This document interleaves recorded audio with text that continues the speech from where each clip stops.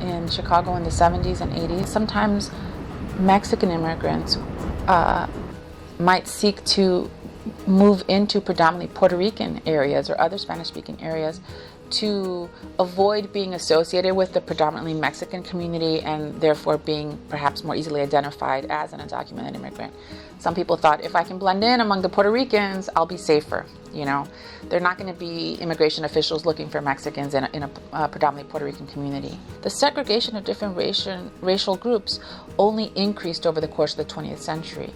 So as more and more of a particular population began to arrive, then they were perceived more as a threat, because so many of these migrants came to very old, deteriorated, dilapidated parts of the city, really the urban core, the central districts. When city officials decided, you know what, we need to renovate, we need to, improve the streets and the neighborhoods and tear down all the slums and build, nice high-rises and housing to attract middle class and upper class people back to the city. Well, then that means that those folks got displaced.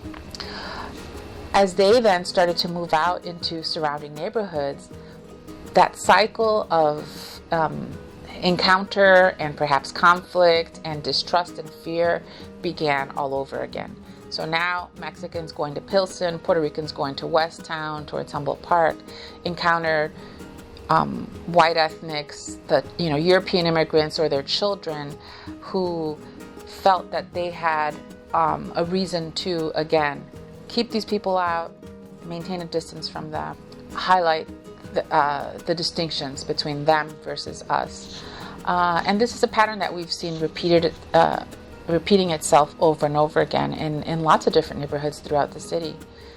So in that regard, I think the murals and other kinds of public art projects become really powerful and meaningful because they become a way that the community tries to assert a sense of place and a sense of belonging.